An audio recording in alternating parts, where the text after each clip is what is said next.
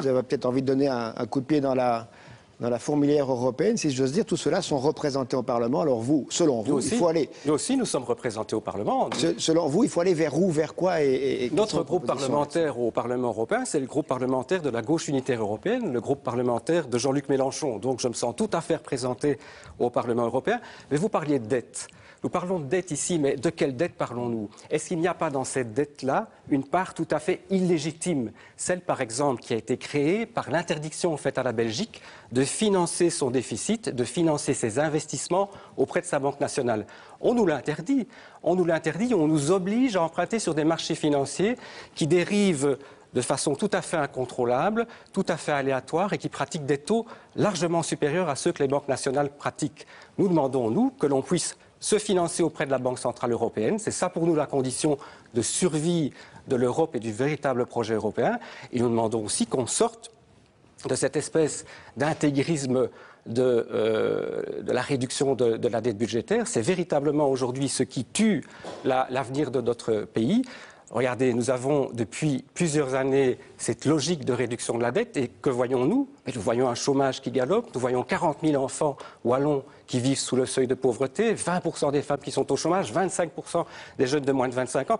Alors on peut me parler de réduction juste de la dette, mais M. Henry, ministre écolo des Transports, augmente les transports en commun, le ticket tech n'arrête pas d'augmenter depuis qu'il est au transport. M. Marcourt promet de sauver ArcelorMittal, de sauver les travailleurs qui y sont, et finalement on parle de portage public, on parle d'une série d'initiatives, et tout ça accouche d'une souris avec des milliers de personnes qui restent sur le carreau. Alors vous parlez un peu financement finalement, Banque centrale, financement, comment financer cette dette. Vous avez parlé sur ces thèmes-là. Alors sur l'emploi par exemple, la relance. Oui mais attendez, moi je ne suis pas d'accord avec ça. Je ne suis pas du tout d'accord avec ça parce qu'on est en train ici de faire des professions de foi pour de nouveaux grands projets européens, transversaux, etc. Et quoi? Mais ça fait 10-15 ans qu'on découpe en petits morceaux le peu de services publics que nous avons encore au niveau européen.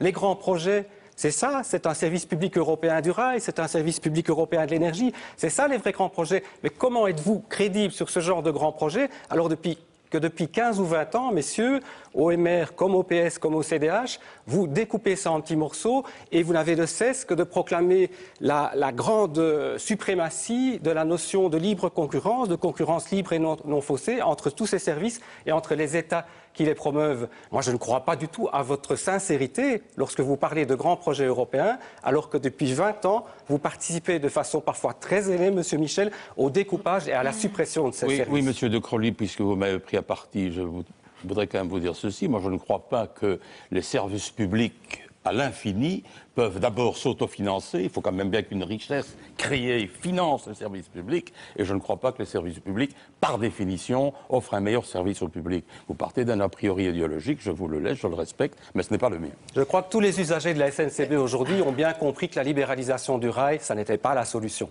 Monsieur El Khadraoui. Non, je vais revenir à votre question initiale. Je pense que... Les gars là, qui trouvent que le salaire minimum tout seul, ça ne va pas. Mais évidemment, écoutez, il en faut. Il en faut, et nous sommes favorables à un SMIC européen. Mais pourquoi ce n'est pas suffisant? Mais écoutez, en fait, quelle est la première cause, la cause majeure de pression sur les salaires et les conditions de travail aujourd'hui en Europe?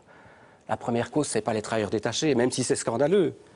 Évidemment que c'est scandaleux. Mais il faut quand même rappeler qu'en 1996, quand cette directive a été adoptée... Si vous pouviez apporter la réponse à votre question, ce serait mieux. Qu'en 1996, quand cette directive a été adoptée, c'était le MR, le PS et le CDH qui étaient au pouvoir. Et quand elle a été transcrite en Belgique, en droit belge, le 5 mars 2002, c'était le MR, le PS et Écolo. Mais je ne voulais pas revenir sur cette histoire de détachement. Est-ce que le salaire minimum est suffisant pour Vega ou faut-il... C'est une condition nécessaire mais pas suffisante. Ce qui est important pour nous, et je vous disais que la première cause de pression sur les salaires, c'est autre chose, c'est le chômage. Et pour lutter contre le chômage, toutes ces histoires de plans jeunes, de stimulation pour certaines catégories de personnes, etc., qu'est-ce que ça fait depuis 20 ans dans notre pays, dans notre Wallonie qui souffre? Je vais alors répondre moi-même à la question que je vous ai posée, puisque vous ne répondez pas à la mienne. Vous proposez un salaire maximum plafonné à 12 fois le salaire minimum. C'est bien exact dans votre programme? C'est pas à ça que je voulais en venir. Je voulais d'abord vous parler de notre proposition de répartition collective du temps de travail. Si je pose une question, que vous allez ailleurs, sur la réponse, on ne va pas s'en sortir. Je ne suis pas ici seulement pour aller là où vous souhaitez que j'aille, monsieur. C'est pour répondre aux questions. Ma question était, Le salaire minimum est-il suffisant et que voulez-vous? Il n'est pas suffisant. Il faut la semaine des 32 heures et cette idée de répartition collective du temps de travail que nous promouvons aussi au niveau européen. Ça a donné des résultats tout à fait probants, 350 000 à 500 000 créations d'emplois avec la semaine des 35 heures sous Lionel Jospin en France. Il faut aller vers cela. Première chose. Et deuxième chose, effectivement, il faut un salaire maximal autorisé, des revenus maximaux autorisés, avec un coefficient de maximum 12 entre le revenu minimum et le revenu maximum. Ça veut dire que si vous voulez augmenter le salaire de celui qui, à la tête de l'entreprise, par exemple, gagne le mieux sa vie, vous êtes obligé, dans notre proposition, d'en tenir compte pour augmenter obligatoirement aussi le salaire de celui qui est le moins bien payé dans la même entreprise. Peut-être demander si c'est faisable?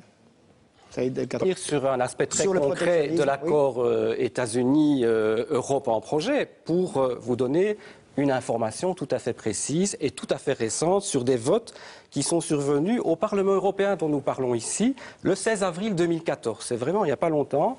Ça portait sur le mécanisme de règlement des conflits entre multinationales et États que cet accord prévoit. Eh bien, nous avons eu un vote du MR et un vote du Parti socialiste favorable à ce mécanisme qui est au cœur même de cet accord USA-Union européenne, qui est au cœur même de cet accord qui met les entreprises multinationales en position dominante vis-à-vis des États. Marc Tarabella a voté contre. Tout à fait. Madame De Keyser et M. Dardenne ont voté pour, de même que M. Michel. Oui, mais on assume ça, M. De Crolly. Marc Tarabella a voté parce contre. que le mécanisme dont vous parlez, il peut être très bien couvert par la législation OMC et OCDE. Donc, ne venez pas dire ce mécanisme. Vous l'avez voté, M. Michel? Bien sûr que je l'ai voté. Je le voterai encore demain. C'est une erreur. Je voudrais juste... Oui, mais ça, c'est votre avis. Vous savez, cette espèce de déclaration de justicier, ça ne m'effraie pas, hein, quand même. Je suis encore très... Il n'y a pas de justicier, ce sont des arbitres privés qui font la justice sur ce genre de choses, M. Michel. Ce ne sont pas des juridictions, ce sont des arbitres privés qui vont intervenir là. M. Remy, je voudrais quand même dire une chose. Dans l'état actuel des choses, c'est vrai que nous n'avons pas... On sait déjà, M. Lambert, mais vous n'aurez rien de tout ça, ça va être discuté dans des comités d'arbitrage. Attendez. On a un droit de veto. Mais enfin, c'est quand même encore, le droit, et c'est encore la vertu. Il y a 10 jours que vous avez voté ça.